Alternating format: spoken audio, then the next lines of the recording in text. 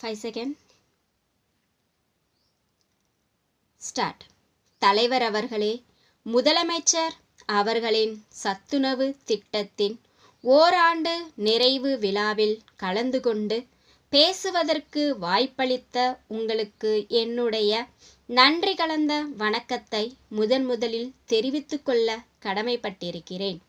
இவ்விழாவில் எனக்கு முன்பு பேசிய நண்பர்கள் பலர் இந்த திட்டத்தினால் ஏற்படும் பல்வேறு நன்மைகளை பற்றி விளக்கமாக எடுத்து கூறினார்கள்.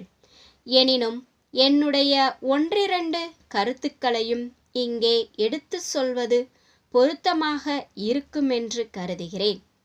நம் நாடு விடுதலை பெற்ற பின்னர் ஆட்சி பொறுப்பில் உள்ளவர்கள் கோடிக்கணக்கான ரூபாய்களை செலவு செய்து எத்தனையோ திட்டங்களை தீட்டி நிறைவேற்றி வந்துள்ளார்கள்.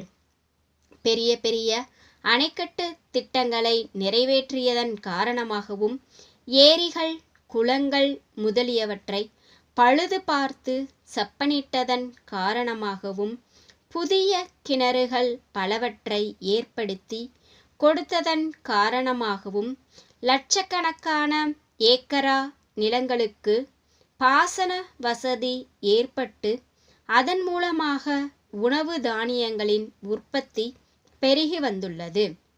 இவை தவிர குடிதண்ணீர் கிணறுகளை ஏற்படுத்தி கொடுத்ததன் காரணமாகவும் மேல்நிலை தொட்டிகளை ஆங்காங்கு அமைத்ததன் காரணமாகவும் சுகாதார வசதியற்ற தண்ணீரின் மூலமாக பரவக்கூடிய நோய்கள் பெருமளவிற்கு தடுக்கப்பட்டிருக்கின்றன.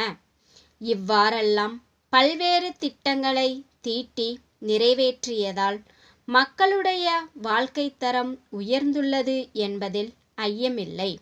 என்றாலும் முன்னேற்றம் அடைந்துள்ள நாடுகளுடன் ஒப்பிட்டு பார்க்கும்போது நாம் இன்னும் எவ்வளவோ உயர வேண்டியிருக்கிறது என்றுதான் சொல்ல வேண்டும். சில நாடுகள் முன்னேற்றம் அடைவதற்கான அடிப்படை காரணம் அந்த நாடுகளில் உள்ள மக்கள் உடல் நலமும் மனவளமும் நிரம்ப பெற்றிருப்பதாகும். மக்கள் நோய்வாய்ப்படாமல் இருக்க வேண்டுமானால் அவர்கள் சத்துள்ள உணவை உட்கொள்ள வேண்டும். ஆனால் இன்றுள்ள நிலைமையில் நம் நாட்டு மக்கள் எல்லோருமே சத்துணவு உட்கொள்வதற்கு வசதி பெற்றிருக்கிறார்கள் என்ற சொல்வதற்கில்லை. வறுமை கோட்டிற்கு கீழே உள்ளவர்கள் ஏதோ ஓரளவு உணவு உட்கொள்ளுகிறார்களே தவிர சத்துள்ள உணவை தான் உட்கொள்ளுகிறார்கள் என்று சொல்ல முடியாது. பல்வேறு திட்டங்களின் காரணமாக நாட்டில் உணவு தானியங்களின் உற்பத்தியும் மற்ற அத்தியாவசிய பொருள்களின் உற்பத்தியும் அதிகரித்து கொண்டு வருகிறது என்றாலும் மக்கள் தொகை பெருக்கத்திற்கு தக்கவாறு அவை அதிகரிக்கவில்லை என்றுதான் சொல்ல முடியும். இந்நிலையில் பள்ளி செல்லும் வயது வந்த சிறுவர்களுக்கு சத்துணவு வழங்கக்கூடிய நிலையில் பெற்றோர்கள் எல்லோருமே இருக்கிறார்கள் என்று சொல்வதற்கில்லை.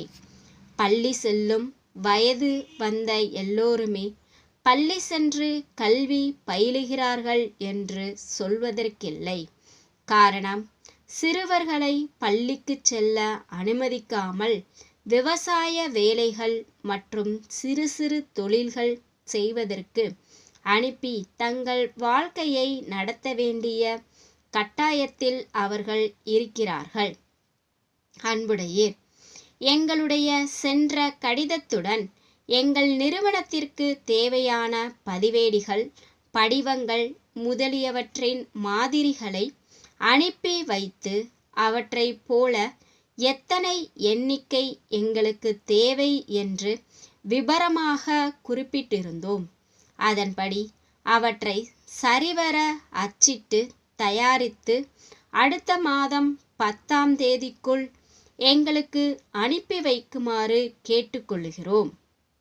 இத்துடன் எங்களுடைய கூட்டமைப்பின் இருப்பு நிலை குறிப்பு, லாப நட்ட கணக்கு தணிக்கையாளர்களின் அறிக்கை, இணைப்புகள் முதலியவற்றை தொகுத்து அனுப்பியுள்ளோம். இவற்றை புத்தக வடிவில் அச்சடித்து சென்ற ஆண்டு தயாரித்து கொடுத்தது போலவே இந்த ஆண்டும் தயாரித்து 200 பிரதிகள் அனுப்பி வைக்கும்படி கேட்டுக்கொள்கிறோம். எங்கள் நிறுவனத்திற்கு தேவையான வண்ண காலண்டர்களையும் தாங்கள் சென்ற ஆண்டைப் போலவே இவ்வாண்டும் அச்சிட்டு தர வேண்டும் என்பது எங்கள் விருப்பமாகும். சென்ற ஆண்டு நீங்கள் தயாரித்து அளித்தவை சிறந்த முறையில் அமைந்திருப்பதாக எங்கள் வாடிக்கையாளர்கள் பலரும் தெரிவித்தார்கள் என்பதை மகிழ்ச்சியுடன் தெரிவித்துக் கொள்கிறோம். படங்கள், இயற்கை காட்சிகள் ஆகியவற்றின் மாதிரிகளை அனுப்பவும். தங்கள்